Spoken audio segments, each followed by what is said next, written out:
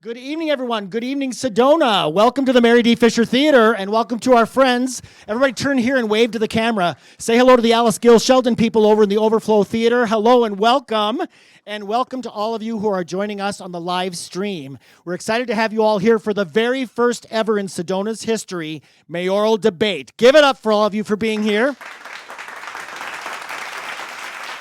I'm Pat Schweiss, the director of the Sedona Film Festival and the director of these amazing theaters, and we are so happy to partner with the Red Rock News and Larson newspapers to present this first ever debate. And also we want to thank the sponsors, which I'll get to in just a little bit. But we also wanted to thank you all for being here and know you got a free ticket, right? Did you read the fine print? It's a 2-drink minimum. Hey, if you were in Vegas, you'd do the same thing. I'm a nonprofit. I got to make money. So in about 45 minutes, they're going to take a break, a 15-minute break after the first 4 questions. Take a 15-minute break and come back. The bar is open. I've got an extra bartender to move you all through quickly. And nothing goes better with a debate than wine, because you're going to need to drink, okay? We have designated drivers ready to take you home. No, we're really happy to have you here, and we're super honored to be part of this. These theaters were built for things like this. We want to be your community theater, both here at the Mary Fisher Theater, which turned 10 years old this year, and the Alice Gill, which we just opened 3 months ago. So thank you all for being part of what we do and making this great. Any of you who know me know that I won't miss an opportunity to promote ourselves. So Kyle said since we're a sponsor, I can promote a few upcoming events we have here. And since I have a captive audience here and over in the Alice Gill Sheldon Theater and all of you joining us from the live stream, there's some special events this week that I want to make you aware of. First of all, if any of you are Billy Joel fans, we had the Billy Joel concert from 1990 in Yankee Stadium in here in the theater last night. It rocked the place. It was amazing. And we have one more screening of it Sunday afternoon at 4 o'clock. So if you can come over, it's absolutely phenomenal. We Zoomed with Billy Joel's 30-year band member, Crystal, who plays all sorts of instruments. We Zoomed with her last night after the show. She allowed us to record it, so we'll play that back again after Sunday's show. So if you're a Billy Joel fan, come and rock the house on Sunday afternoon, and we'll add on that tacked on Q&A. Then next week, we have a couple of very, very special events that we hope you'll join us for. Next week, very sadly, marks the 25th anniversary of the passing of John Denver. Yes, it was 25 years ago that he passed. Unfortunately, life cut way too short, way too soon. And we are honoring him on 2 different events. So Tuesday night, we are having Jim Curry and the band perform. We're taking our show over to Clarkdale to the Chuck Mabry Pavilion at Yavapai College, a nice outdoor covered concert with Jim Curry's tribute to the music of John Denver. Jim is the only tribute band in the world that's sanctioned by the Denver family to perform John's music. And it's going to be a really wonderful evening. It's a barbecue out under the stars and a wonderful outdoor concert. You are covered. It's perfect in case it rains a little bit. And I'm very, very happy to say that it is being co-sponsored by Northern Arizona Healthcare. Give it up for Larry. Larry Kushner, thank you very, very much. Northern Arizona Healthcare is co-sponsoring that with us. So come and join us. And then the next day, October 12th, which is the actual anniversary of his passing, we are bringing back a festival favorite here in the theater at 4 o'clock and 7 o'clock. Great Voices Sing John Denver. And if any of you saw it the first time it was here, it received the longest, loudest standing ovation in the 18 years I've done the festival when we showed it. And it is 15 of the world's top opera performers doing their take on a John Denver song. It's absolutely the most beautiful film, the most beautiful music you will ever, ever hear. You do not have to be an opera fan to appreciate it. It's absolutely extraordinary. And the finale, when all the voices come together to sing Annie's song, will leave you in tears and makes it worth the admission just for that song. So come and join us for that. We have very, very special guests coming. Ken Shapiro, who directed the film, will be here to do the Q&A. He also does a little show called The Oscars, the Grammys, the Emmys, and he did this film. He's going to come and do a Q&A. The producer, Elisa, is going to be here, and Lee Holdridge is going to be here. He's a very special guest. Lee Holdridge was John's arranger, composer, and conductor all of the years of John Denver's career. So he's going to be here live in the theater. So do come out and join us for those things as well.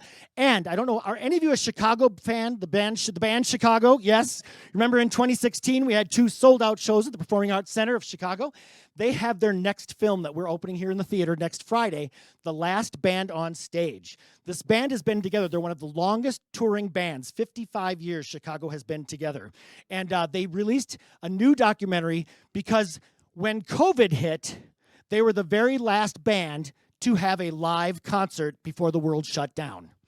So we follow them for the 2 years during COVID, that these guys who have performed together for 55 years, what do you do when their livelihood is taken away from them? Well, they record new music by Zoom. And it's a very, very cool thing. We also see the launch of their new concert series now after COVID, and we get to meet the guys and have a really great experience. We have the added bonus of Peter Pardini, the director, is going to be here for the first 4 shows to do a Q&A. And I don't know if any of you know this. Do you know Lee Loughnane, the trumpet player for Chicago, lives in Sedona? So Lee is going to come and do a Q&A at the shows, and they're flying in their drummer, Ray Islas, to do Q&As as well. So we're going to have great, great experiences. You're going to want to come to the Chicago show. And as an added bonus, yes, Monty Hall, it gets better. Chicago donated us a copy of their 55th anniversary program to give to anybody who comes to the movie.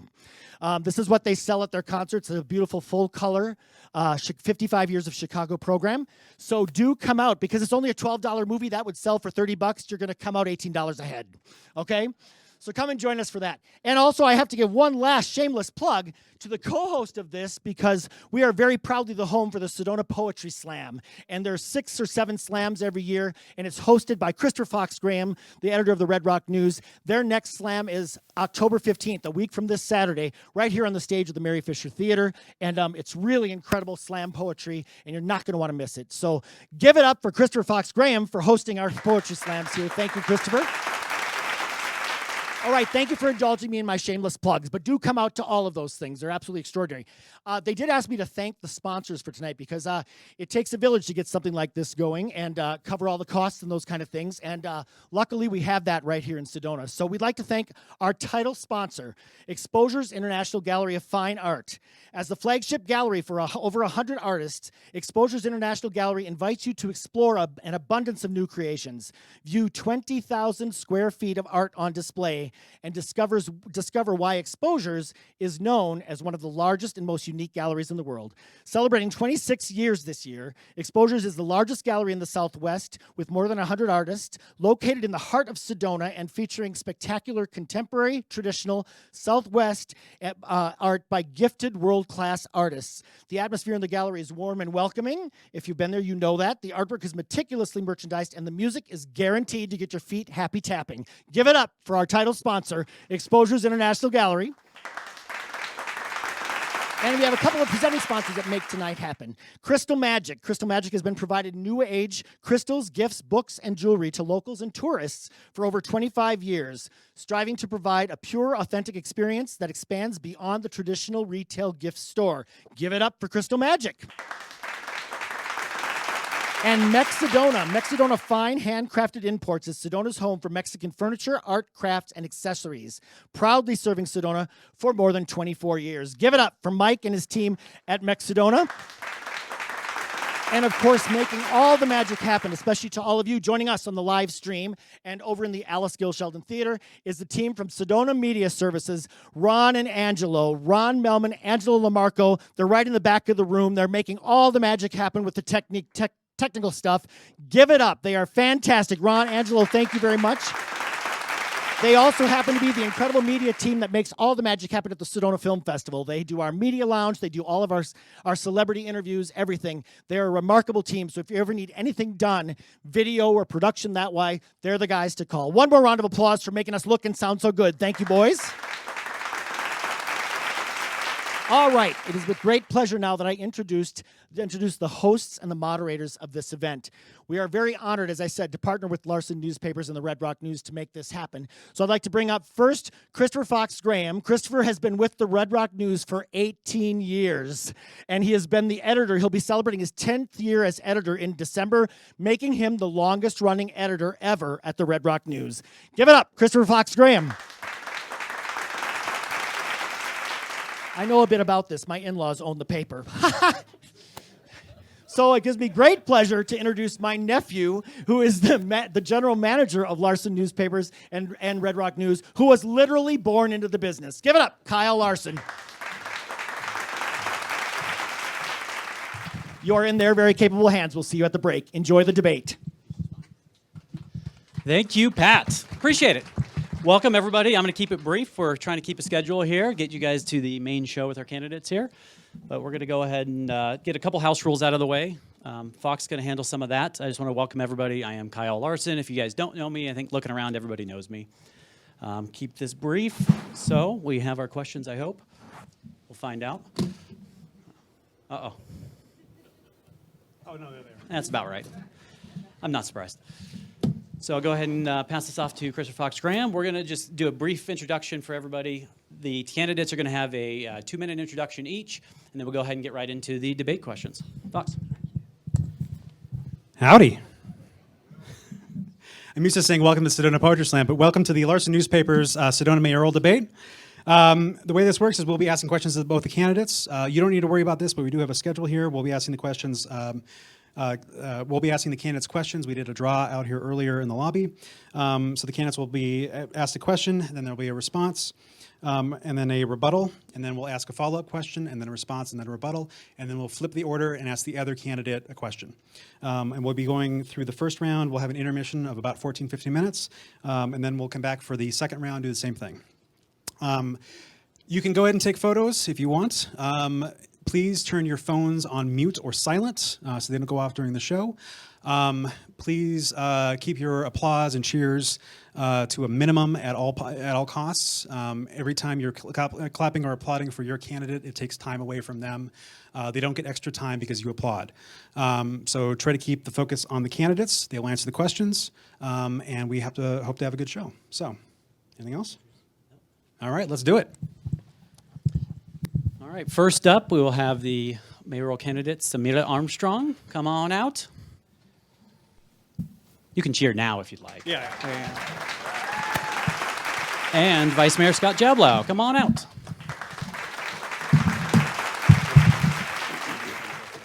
Okay.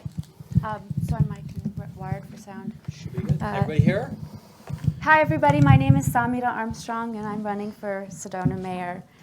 First, thank you to Sedona Red Rock newspaper, especially to Kyle for having the ingenuity to think about this. This is what happens when you have new blood come in an environment that has been here historically. New vision, new eyes. And I think we can probably relate to other aspects of what we're engaging in this evening. I'd like to also thank you all for listening and being here with an open heart and hopefully open minds. We are in a process of transformation, a crossroads of choice. We are to decide between being pushed into further discomfort of the modus operandus of the traditional old guard bureaucratic machine, which has led us into the fray of disillusion and detachment from our once functioning city.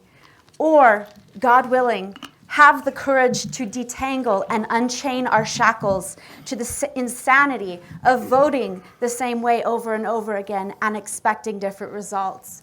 It is time to stand up as a community and demand conscious and conscientious leadership. The time is now to wake up to the collective nature of community, to become willing to open up and be vulnerable in an intimate way with what it means to learn, bend, and grow. Awareness is key in this healing journey. To fully comprehending who we are, we must face the truths and be willing to learn from the mistakes that we've made, knowing when it's time to step aside or step up and lead. Systematic browbeating by patterns of behavior as, quote, a leader. Sorry, keep going.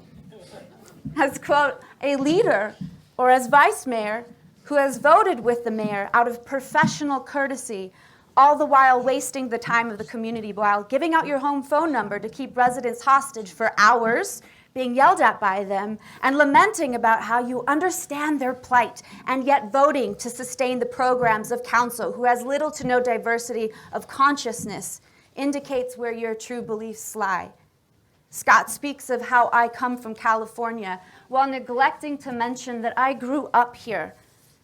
My formative years in the mid-90s, my family, strong members of our community for 28 years, witnessing and reeling from the repercussions of your so-called experience, 8 years of consistent alignment with the previous mayor. I bring you a new vision based on tried and true values with the courage to fight for what's best for Sedona and not give in to the special interests that lie at the other levels of state politics. I won't acquiesce to other people, blaming them for our problems. It is time that we, as a conscious and heart-centered community, get the representation that we truly deserve. Thank you.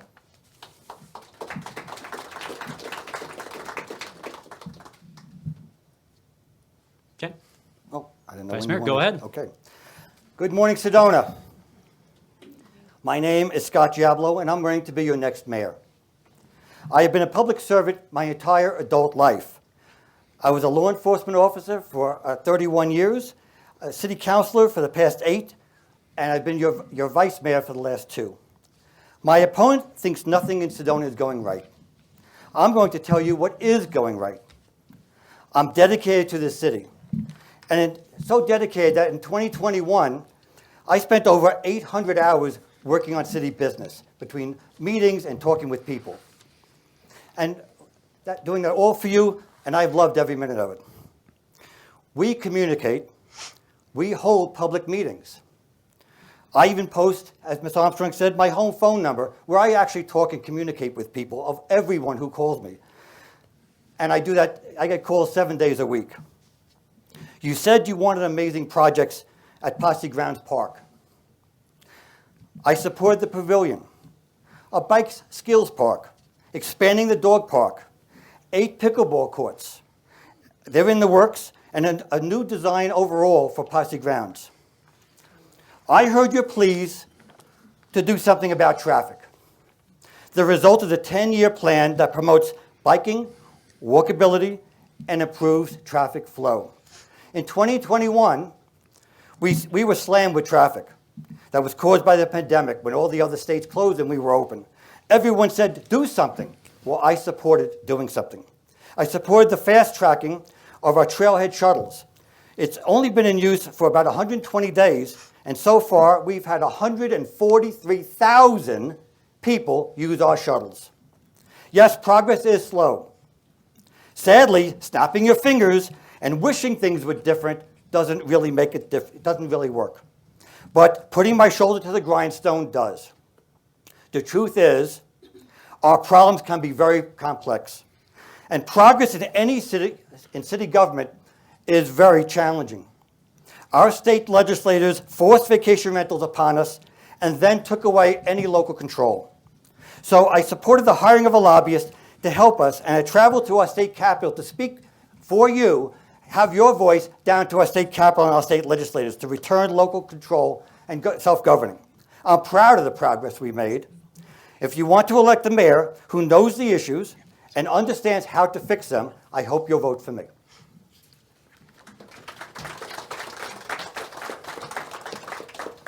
All right, thank you very much, both of you.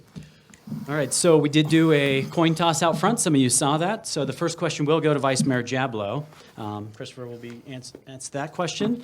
One thing we did not go over, at 15 seconds, we'll be banging the gavel. A gavel? At gavel, that'll be your light tap, kind of 15 seconds remaining in your 2 minutes or 1 minute, whatever it is. And then dinging the bell at the end of the full time, okay? So if you can please keep it on track, stop, as soon as you can after that first little bell Be on dings. time. Be on time, Got please, it. sometimes. All right, Christopher, and Ready? then you'll get 2 minutes to answer, and then you'll get a 1 minute rebuttal for this first question. All right. Vice Mayor Jablow, in August, Sedona voters rejected Mayor Sandy Moriarty for a 5th term. Among Sedona voters in Yavapai County, she placed 3rd out of 4 candidates. In Coconino County, she placed last out of 4. Vice Mayor Jablow, you have voted with Moriarty 84.8% of your time on council. With that record, how can voters trust that you'll be any different from someone that they overwhelmingly rejected? I have the mic. Because, like you said, 84%. When council votes on a topic at a council meeting, it's well vetted. We know the issues. We can talk about the issues.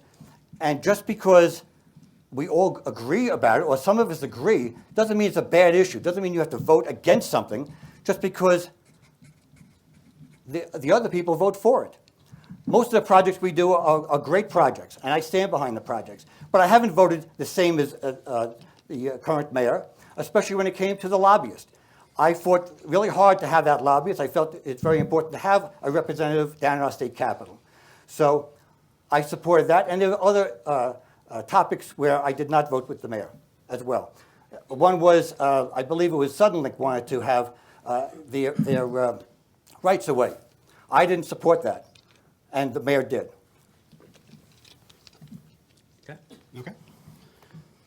Ms. Armstrong, you have 1 minute to respond. I think it's wonderful that in 8 years you were able to manage to define twice that you voted out of sync with the mayor. Here's something to consider. The lobbyist that he's speaking of is a lobbyist to fight short-term rentals. Had we fought short-term rentals and the Attorney General back in 2016 and contemplated how much we could have lost the shared state tax revenue that we would have had taken from us, that at that time would have been under $4 million, with a budget of $105 million this year, and considering all the terrible effects of the massive unregulated short-term rentals that we have consequently had to live by because of his inaction and waiting 8 years to finally vote out of sync with the mayor and stand up for hiring a lobbyist whose job is to go down. What does that 15 mean? seconds. 15 seconds. Yeah. I think it's time for change. Experience means nothing if there are 0 results. Good. As a follow-up, Vice Mayor Jablow, voters also rejected another councilman who had been on council for 4 years. That being the issue, the question I asked was, how can voters trust that you'll be different from the current mayor who was voted out of office? Now, the question was not about the voting in the same record. The question was, how will you be different from someone that they rejected? Well, while they rejected her, they did support me. I did come out #1 in the primary election. And I do things differently. Like I said prior, I reach out to the public here. I have always reached out to the public here. You will see me all around town talking to people. I believe in outreach. I believe in communicating with people. I always have, and I always will. That's something I believe is different. You know, going down to the state capitol twice to speak against the short-term rentals. I didn't see Miss Armstrong going down once. I didn't see Miss Armstrong going and standing up at all for our community. But yet I went down and spoke twice at a subcommittee hearing. But Miss Armstrong wasn't here to do that. Okay. Ms. Armstrong, you have 1 minute to respond. I have a minute? Yes. I don't think I'll need that long. I've only started running since March. And in fact, in terms of speaking up for the community, that's exactly what I've been doing in the last 6 months. I was asked by my community to stand up and run for office because of the absolute disregard for the nature of how the city has been run. They were appalled by how things are going, so much so that they considered a newbie from California with an actor's credit as potentially being the new mayor. So. Okay. All right. Moving on. Second question. This one will be to you, Ms. Armstrong. You'll have 2 minutes to respond. Vice Mayor Jablow, you have 1 minute to rebut. Ms. Armstrong, your opponent and those who endorse him argue you are inexperienced. One endorsement on Jablow's website states, you need to understand financial statements, strategic thinking, public engagement, and collaboration. This takes time and dedication, of course. Scott has done his preparation for the mayor's seat. His opponent has not. How do you respond? This goes back to a tagline that I'm going to use consistently. Experience means nothing if you don't have any results. And in the last 6 months, I've put in the effort to get educated on the fine details, going to these meetings that are so interesting, and finding out what it is that's going wrong. And what's going wrong are the policies that are being voted in. The dysfunction in our city is by design. It's incongruent with what we need as a community. They're bringing in policies that simply reflect California and the destruction that they find themselves in. And that's why I'm running, because I can see that discrepancy between what's effective and what's not. And I'm also willing to surround myself with people who have been here in town and who are educated on what's going on, also listening to the community and learning like a sponge. So this idea that experience is going to get us across the finish line is simply untrue, inauthentic, and doesn't make any sense, because this individual has been in office for 8 years. In fact, his quote is, "We need change, not in the direction we're getting there, but how fast we get there." So, to the benefit of this community, we're going to have change in this disaster even quicker, which I, frankly, am not looking forward to. All right. Vice Mayor Jablow. To begin with, that's a misquote. I never said how fast we can get there. I said how we get there. That is my quote, and I would hope that you would keep to the facts. The other thing is, you talk about attending meetings. This past week alone, City of Sedona had 3 very important meetings, each of which you were absent for. You weren't there for a very, very important meeting from the State Housing Commission that came down, they're going across the country. You were absent. They brought some very important things to light that Sedona will not be happy with. You weren't there for a topic that you don't like at all, sustainability. We had a 4-hour meeting you were absent for. We also talked about homelessness. You were absent for. So while you attend all your meetings, that's wonderful. At City Council chambers, you were absent for 3 meetings that were very critical to our city. Okay. Follow-up question to you, Ms. Armstrong, and we'll have 1 minute to answer. And you'll have a 1-minute rebuttal. So to kind of follow up what your opponent said earlier on in his opening statements is that you're full of complaints, everybody you're around, full of complaints, no solutions. You're asking for change, but maybe he says there haven't been any solutions to bring about change. What do you say to that? First of all, fortunately for myself and all of you as a community, any of those meetings can be found online and watched yourself. You don't actually have to be there in person. But I didn't get your invitation, although I did see them. To follow up with your statement in terms of new ideas and solutions, well, the first thing is, and it's so simple, you stop voting the way that the council has that has led us in this direction. You vote with the idea of a model that doesn't reflect bigger government and more regulation and more policies that stronghold our city from being able to thrive. And so that's what I represent, completely the antithesis of our entire council. Okay, Vice Mayor Jablow? There seems to be a misunderstanding here about voting against things just because a few people don't like them.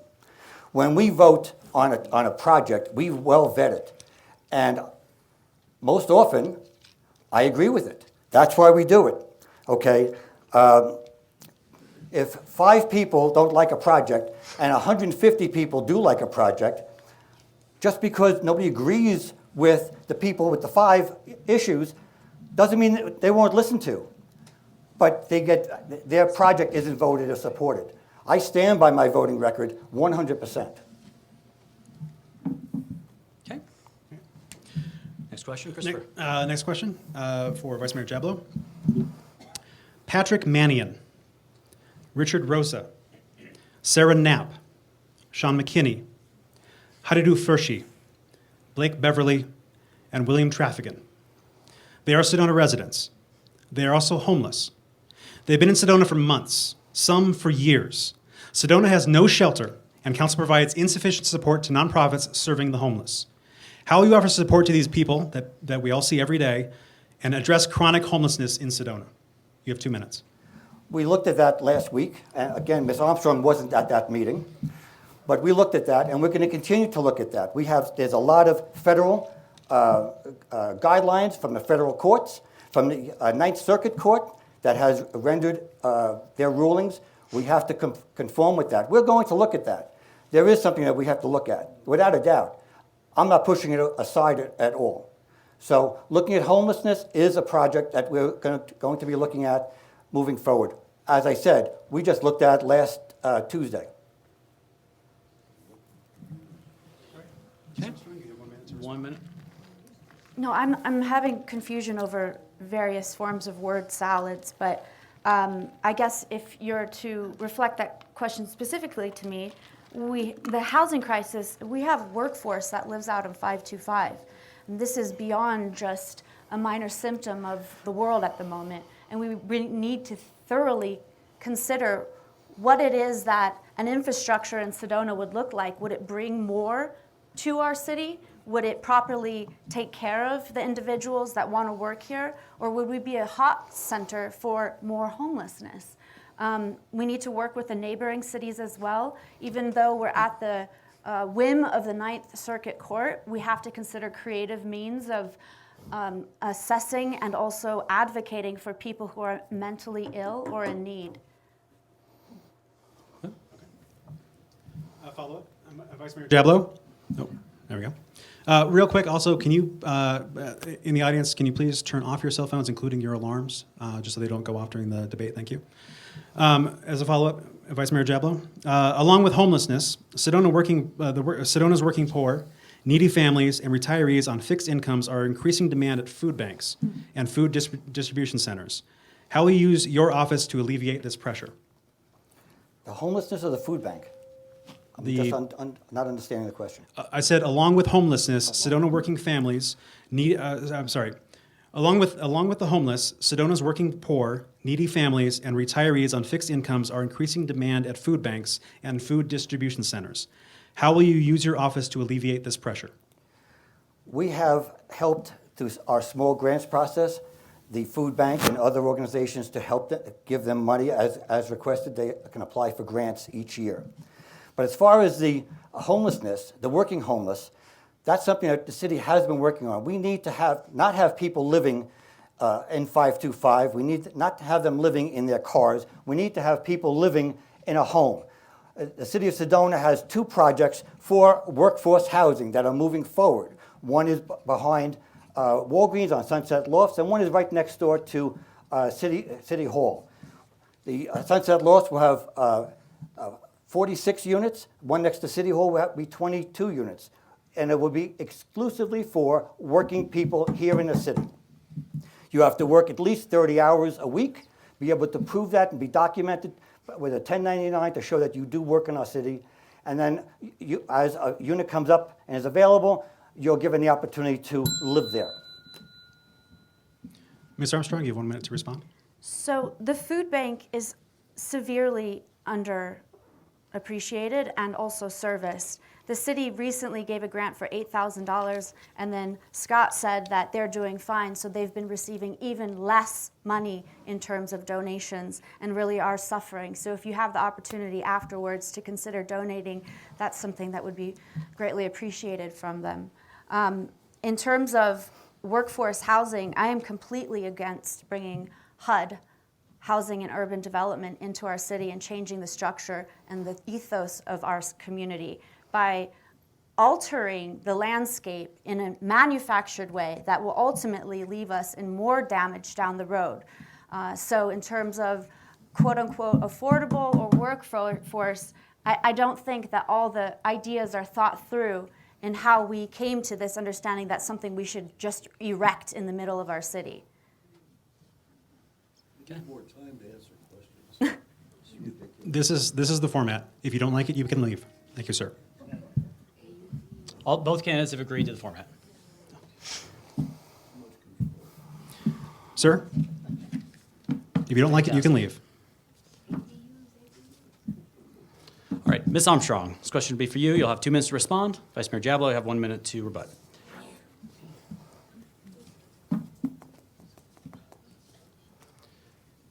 The Sedona City Council recently unanimously passed a $105 million budget, equal to about $11,000 per resident. There are 20 cities in Arizona with a population between 5,000 and 15,000 with an average spending of roughly $5,000 per resident. Sedona is 2.2 times this average. With Sedona's population declining and facing a recession, is this budget justifiable, A, and or sustainable, B, going forward? So our budget increased by 47% this year and 161%, I believe it is, for capital improvements. This is not the time to anticipate more visitors coming in. We can all see the writing on the wall. And in that budget reflects more sidewalks and hardscape, landscape, parking lots, an $18 million parking lot structure that we have in Uptown. We have all these other issues that have already been addressed, housing issues and food issues, food insecurity. We have policies in place that are, again, so incongruent with the needs of our community and spending occurring that is completely out of sync with reality. I don't think anyone here thinks it's a good idea to increase our city budget by 47%, except for the individuals who are on council and perhaps in city management coming up with those numbers. Okay. If you'd like, you still have 1 more minute. I'll pass. Okay. Vice Mayor Jablow, 1 minute rebuttal. Thank you. I don't know where Ms. Armstrong feels that any of that budget is to bring more tourists here. We're not bringing more tourists here. She mentioned bringing more tourists. But the capital projects are very important. We can't spend any money for special projects like transportation and housing unless it's in our budget. Otherwise, we're not allowed to spend that money. Do we need workforce housing? You bet. Ms. Armstrong doesn't seem to feel that what we're doing is a good project. She seems to feel, I've heard her say publicly, that we should have her housing 30 miles away. That doesn't do much for us. I think we want to see our workers here where their families will be going, their children will be going to our schools, where our workers will be shopping in our stores.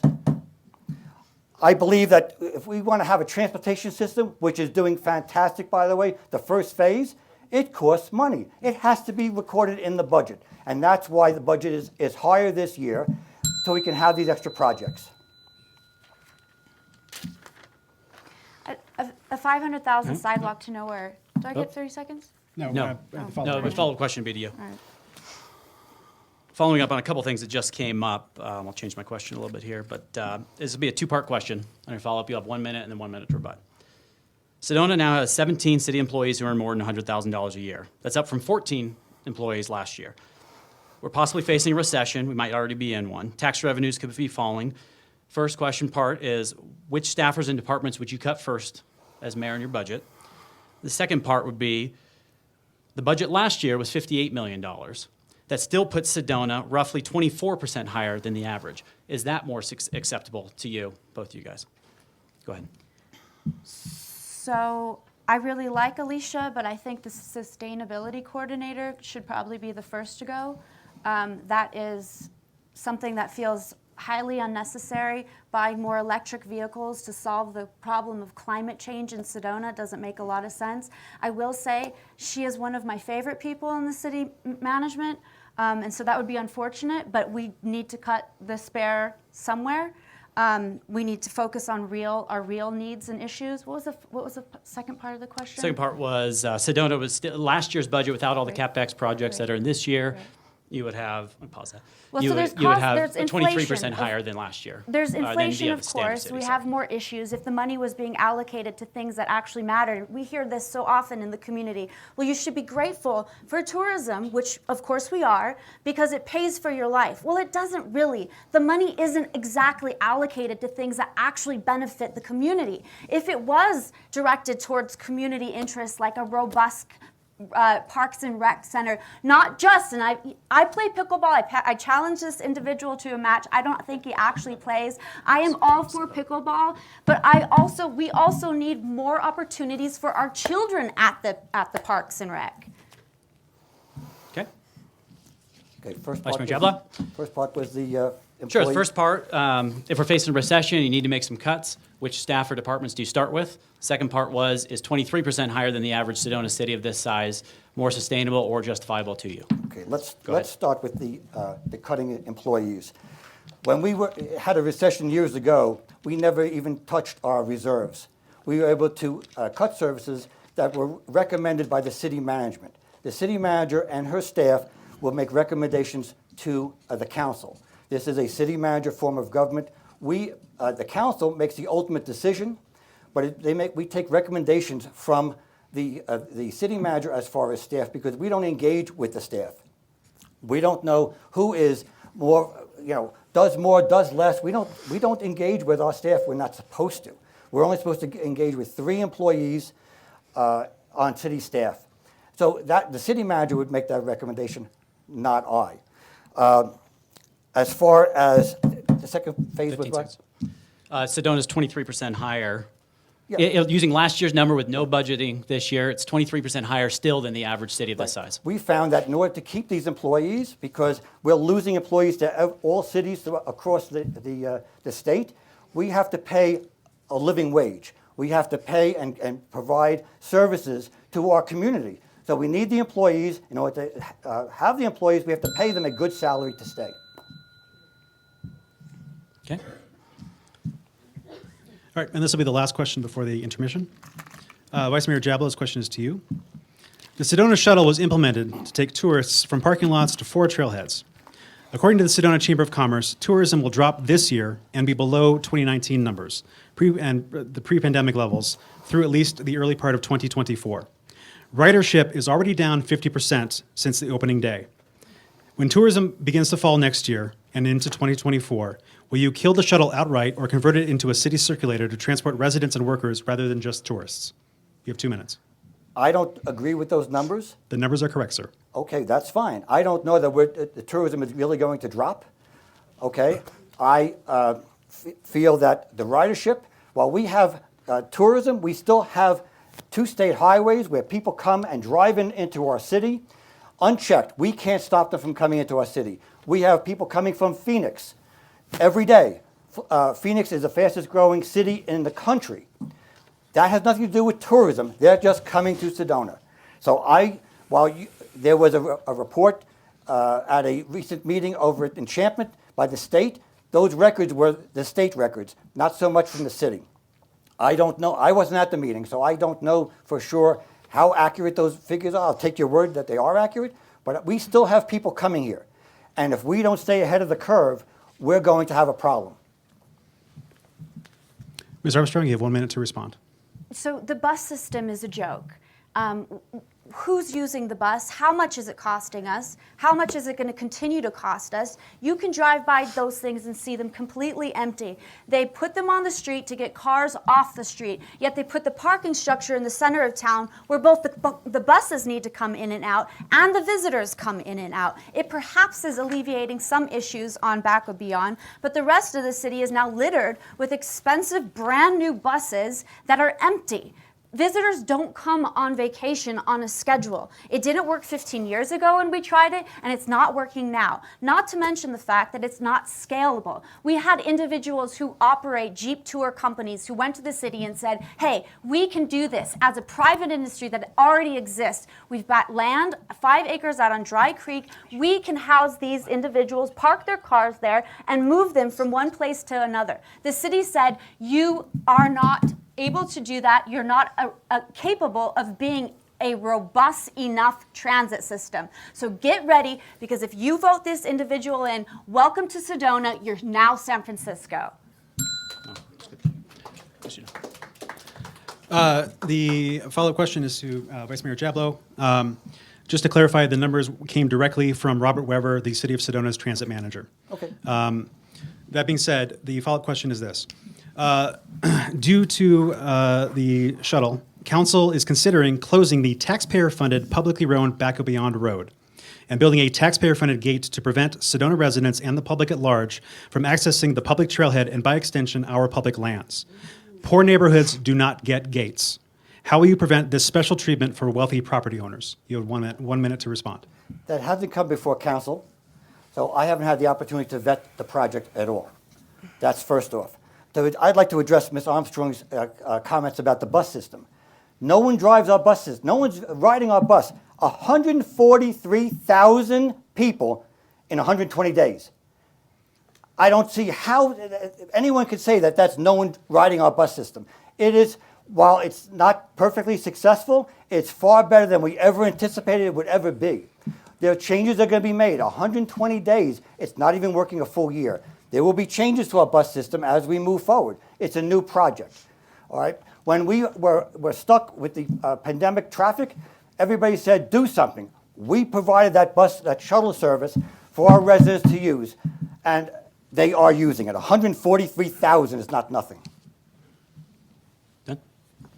Ms. Armstrong, you have 1 minute to respond. I just want to point out 2 things. When you say vet the project, do you mean go to the city manager and ask for her opinion and do exactly like she says? Or are you actually going to consider the possible consequences of that potential project? Just something to consider. Following that, tourism is already down.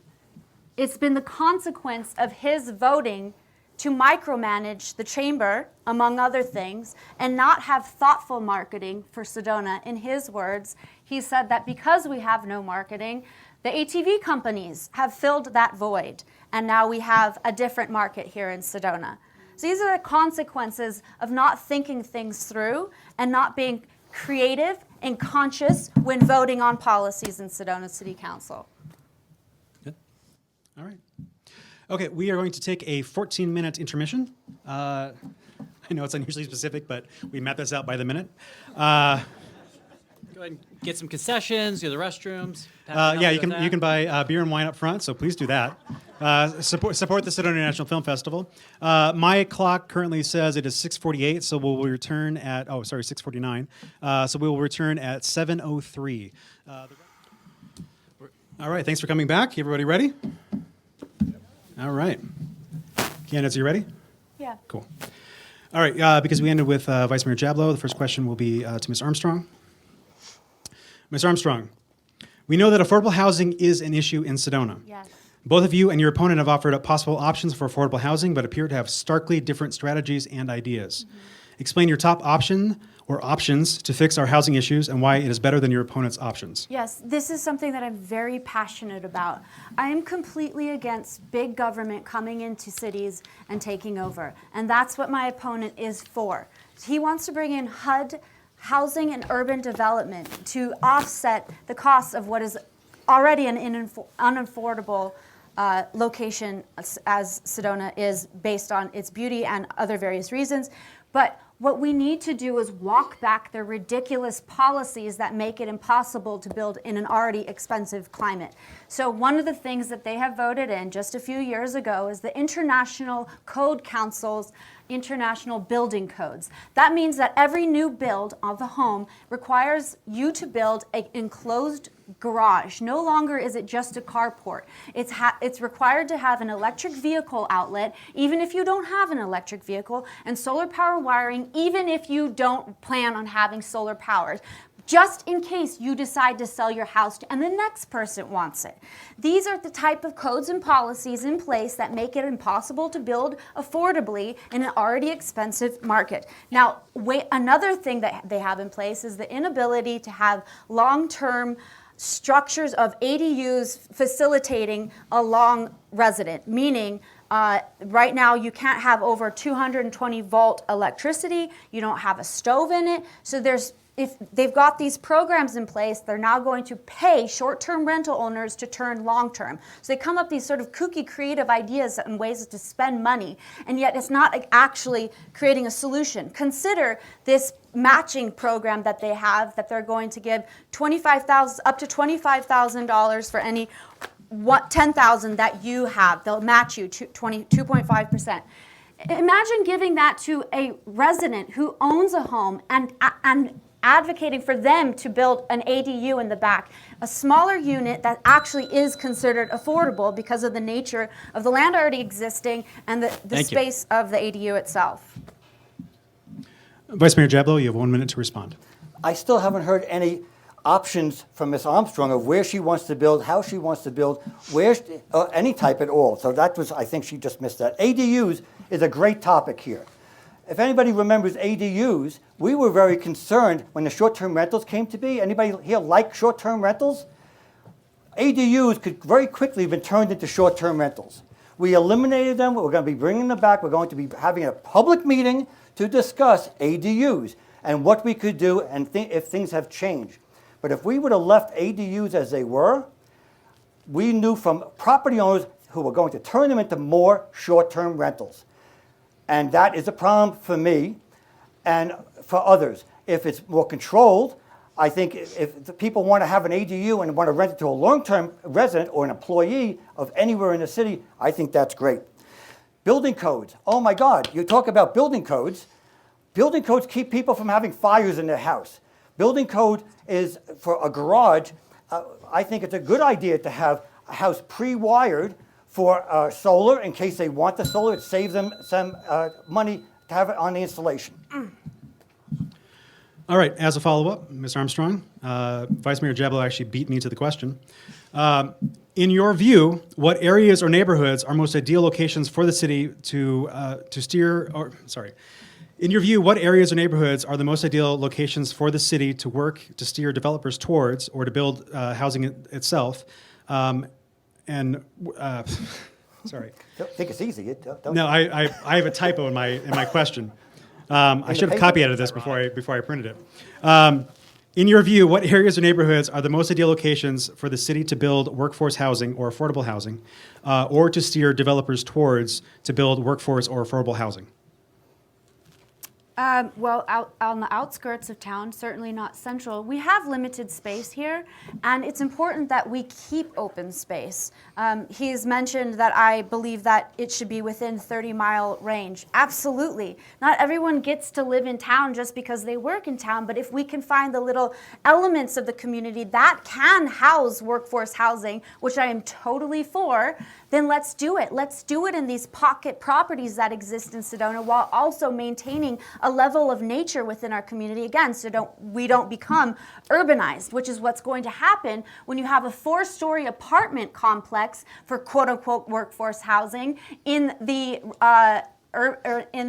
Ups Shelby, simply because it's not blocking a red mountain, it's blocking a green mountain, and that's okay. All right, Vice Mayor Jablow.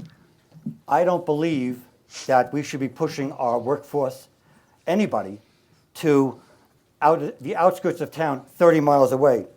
Our schools are suffering. We all know our schools are hurting. I want to see our employees bring their children here and have their children go to our schools. I want to see our employees shop in all of our local shops. Sending them to the outskirts of town, where are they going to shop? Cottonwood, Clarkdale, Camp Verde, they're not going to be shopping here in our city. That's, to me, doesn't make a better community. We will never, I don't think it would be easy to have all of our needs, our housing needs. We need 1,500 workforce housing. That is a challenge, okay? We did a study just a few short years ago. We need 1,500 workforce housing units. We are already working on 2. What I propose to do is continue doing public-private partnerships. When a developer comes and says, I have land, I want to develop that for workforce housing. To me, that's in town. Yep. Thank you. Vice Mayor Jablow, this question would be for you. A chamber of commerce is defined as an association that promotes and protects the interests of the business community and workers in a particular place. Currently, the city of Sedona is paying the Sedona Chamber of Commerce roughly $1.5 million for projects mostly unrelated to promoting and protecting businesses in Sedona. What's your position on the role of the chamber in relation to the city? That's a really great question. The Chamber of Commerce represents the businesses. We pay the Chamber of Commerce to act and do projects for us that we can't do ourselves. I support the visitor center. That is a fantastic resource for us where we can have tourists go to the visitor center and learn where to go, where not to go, and most important, how to behave in our city. The visitor center is critical. We use the Chamber of Commerce, we pay them to market the shuttlehead bus system. We don't have the resources to do that. The Chamber does, and they do it quite well. We stopped the marketing of residents, of tourists here because the residents said, stop marketing for tourism. Every door I knocked on, hundreds of doors I knocked on, the first things out of people's mouths when I got them to open the door was, please stop marketing. Well, we did.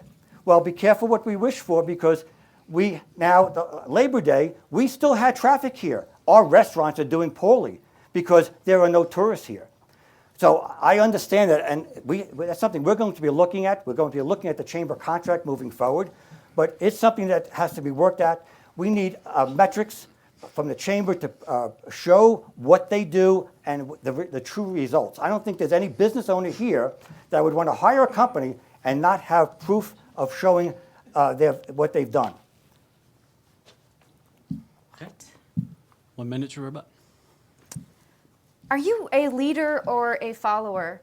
Because you listened to the community and you thought, wow, the best thing to do is acquiesce to these people and do nothing, shut it off entirely. No consideration for balance for the businesses that actually employ the people in town.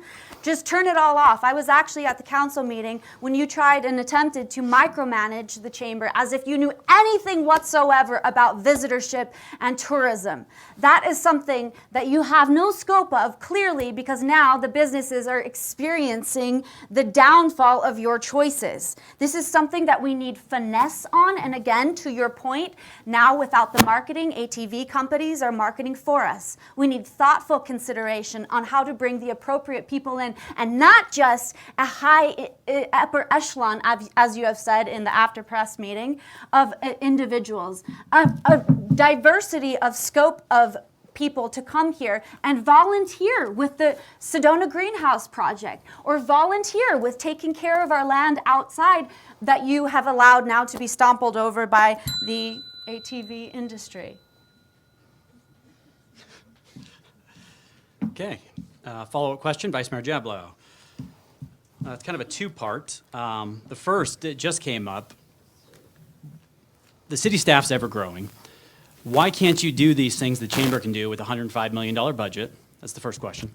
The second part is, facing a recession, third straight month now with the sales tax dropping, drop in tourist visits overall, will you commit to restoring destination marketing funding, along with asking the chamber to do what they do best, protecting and building local business?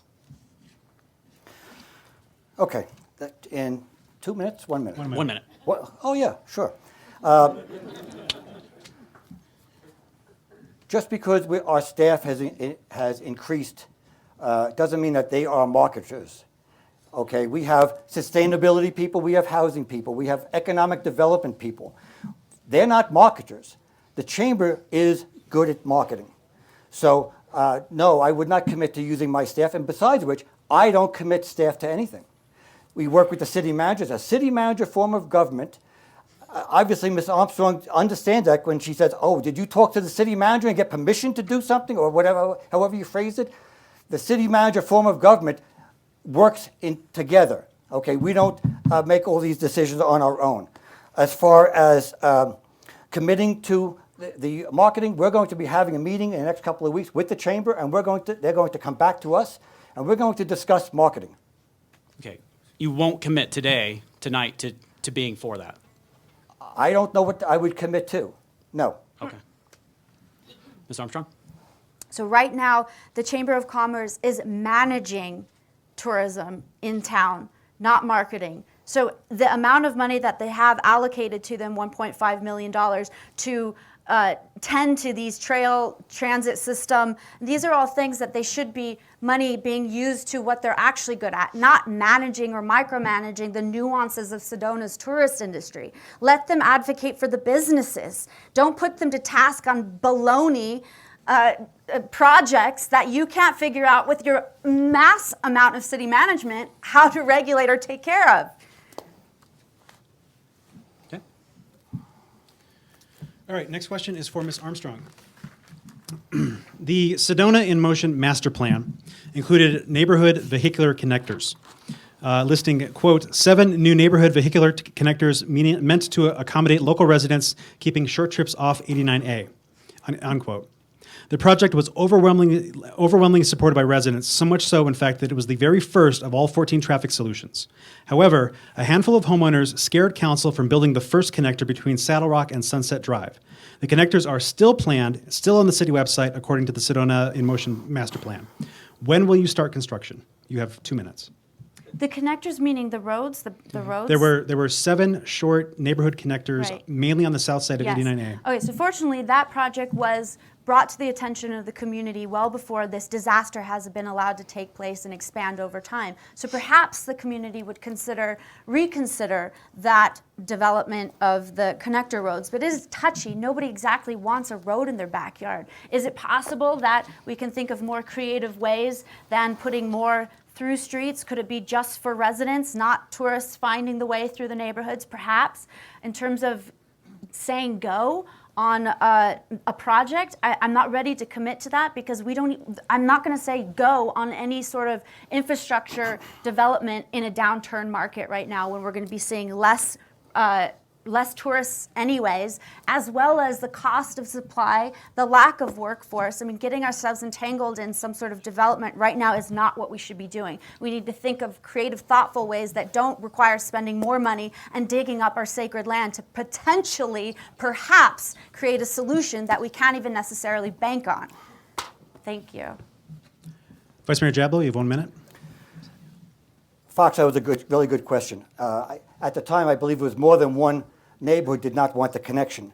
But what we've done, we're going to be looking at that again because I'm very concerned about emergency evacuation, fire evacuation, flood evacuation.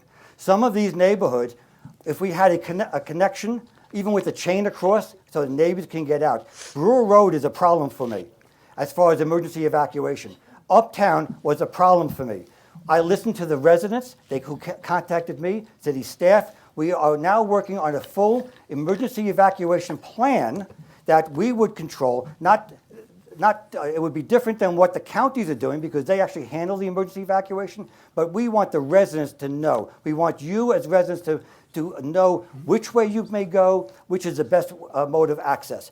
We talk about the connection. Well, Forest Road Extension is a prime example of wanting to do just that, to be able to allow the residents in Uptown another means of egress in case of an emergency. All right, Ms. Armstrong, as a follow-up, part of the reason that the plan was nixed was a direction to city staff.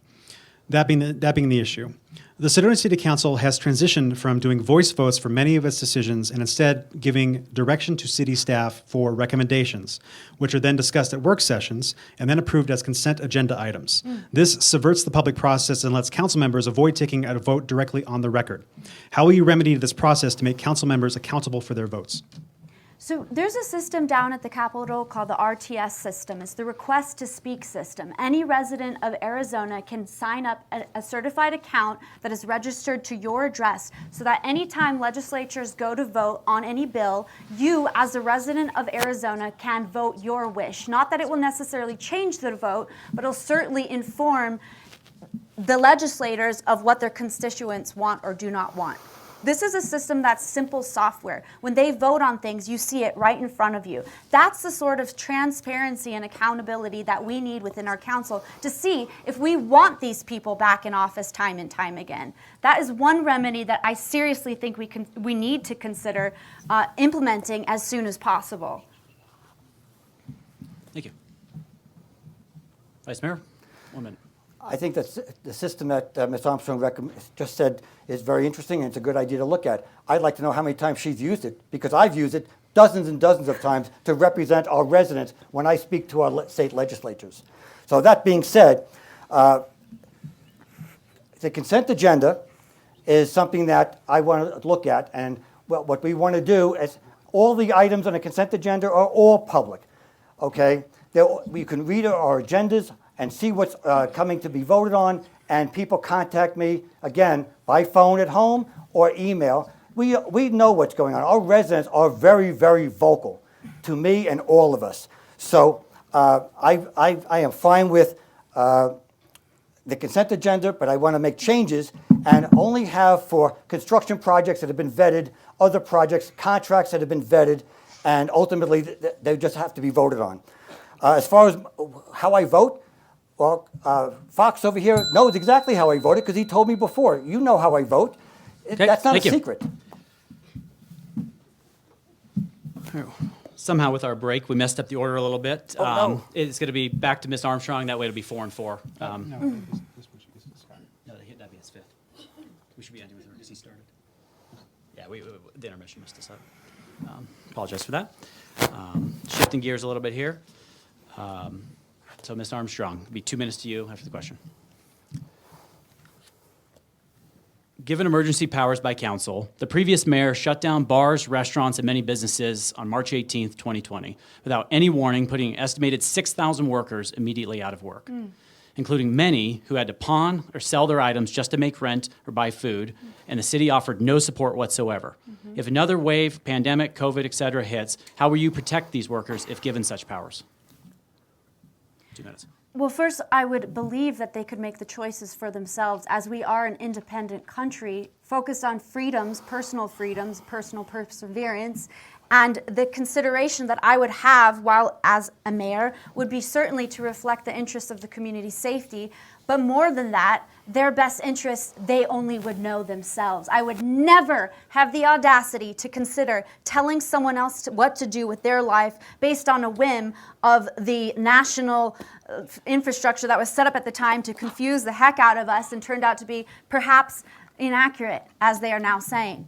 So this is something I seriously consider. It's every individual for themselves to make the choices, and their freedoms depend on that constitutional right. I'm very strongly opposed to one individual dictating over an entire city.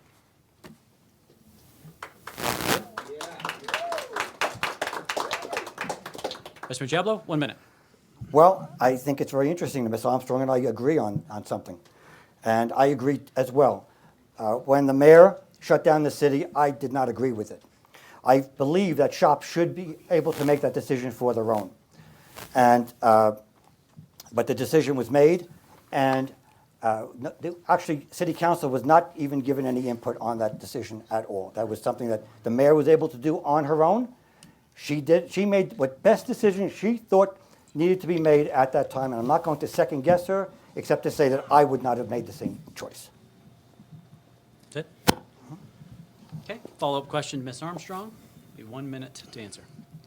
Following up on that, Arizona Governor Doug Ducey issued Executive Order 2020-40, which delegated powers to, quote, city, county, or town, end quote, to impose a mask mandate.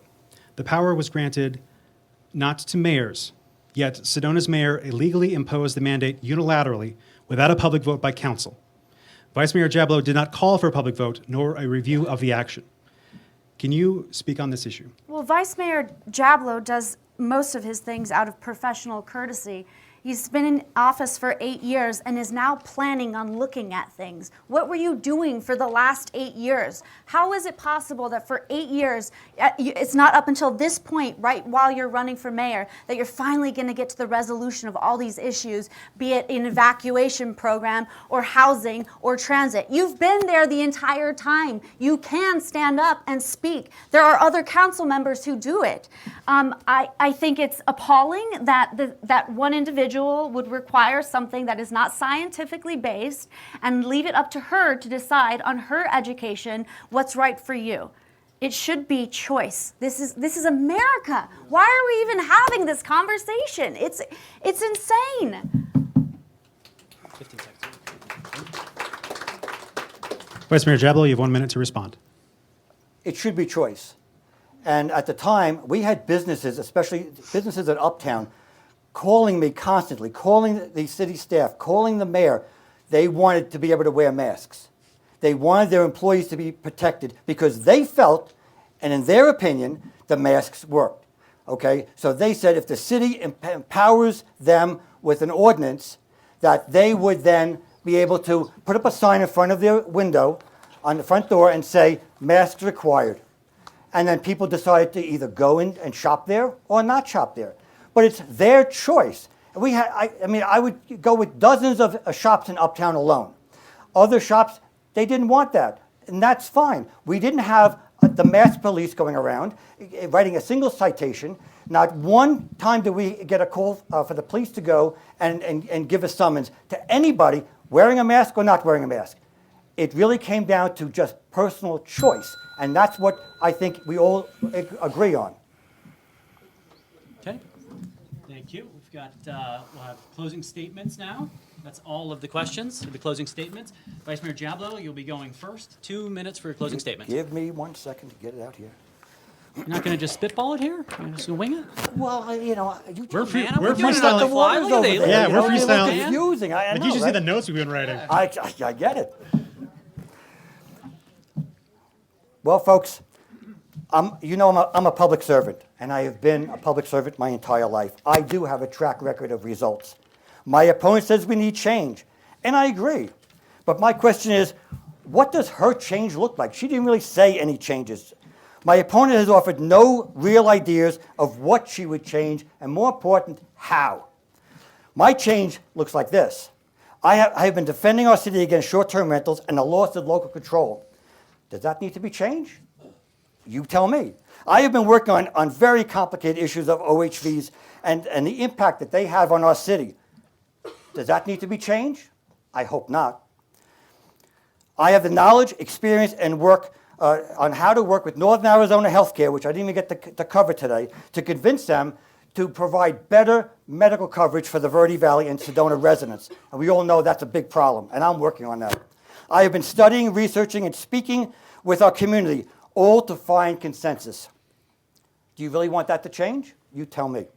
As your mayor, I have supported real relief for our workforce housing and what I spoke about before, the 46 units at Sunset Lofts and the 22 units next to City Hall.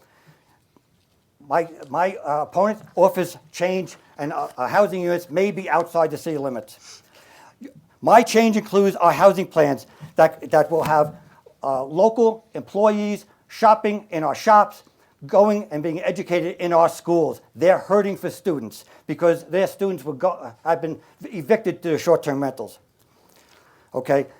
This all takes a lot of hard work, experience, knowledge, and the love of this community. With all the time I spend talking to this community, I think I've shown you I have a love for this community, and I hope that you'll vote for me on November 8th. Thank you very much for coming today.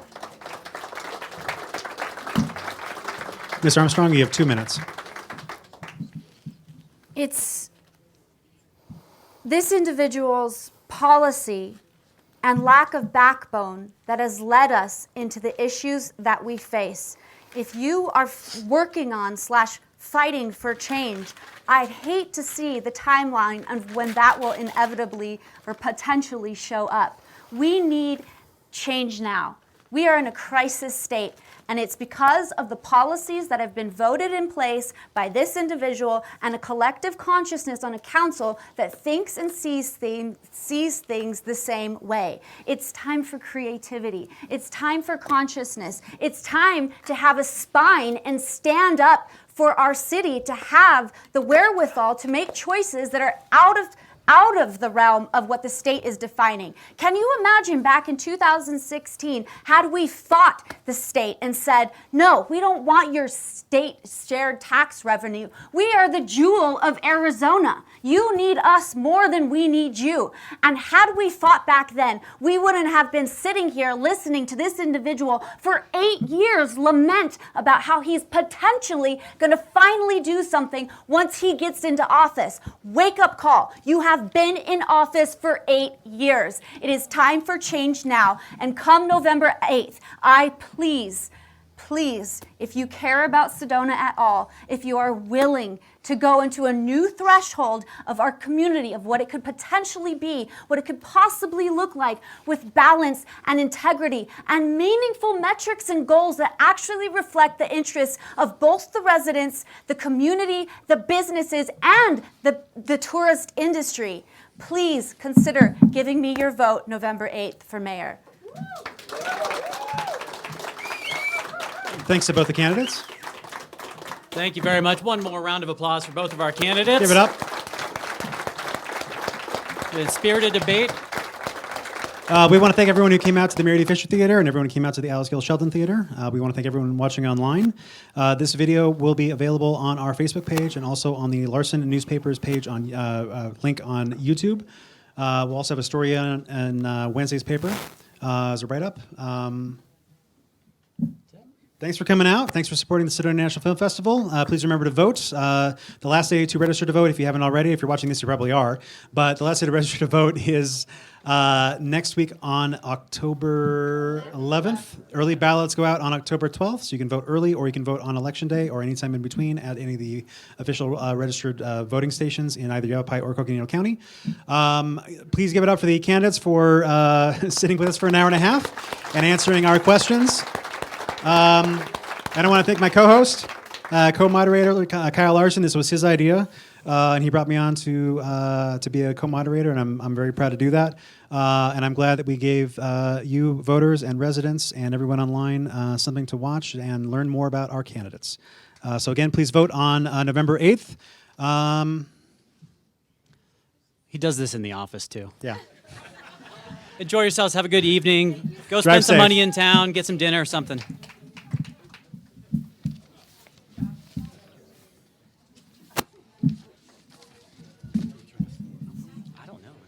this one's here.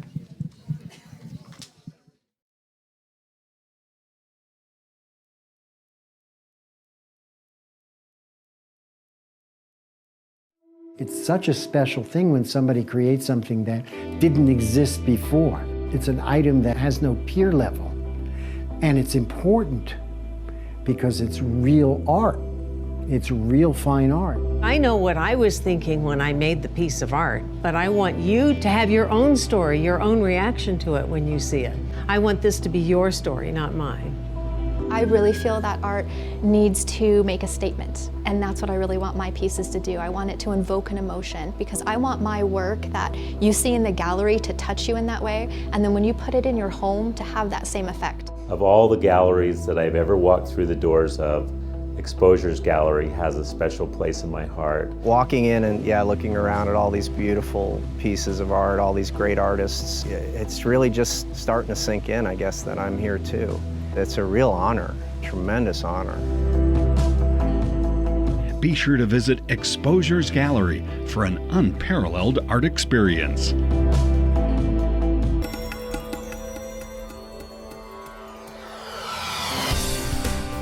All events, seminars, workshops, meetings, and festivals can be held with physical distancing protocols. You can make your event a virtual gathering and or a live stream supported by our well-seasoned professional team. We are based in Sedona and have produced events in all of the major venues, including Enchantment Resort, Marriott Courtyard, Mary Fisher Theater, the Sedona Performing Arts Center, the Creative Life Center, and Poco Diablo Resort.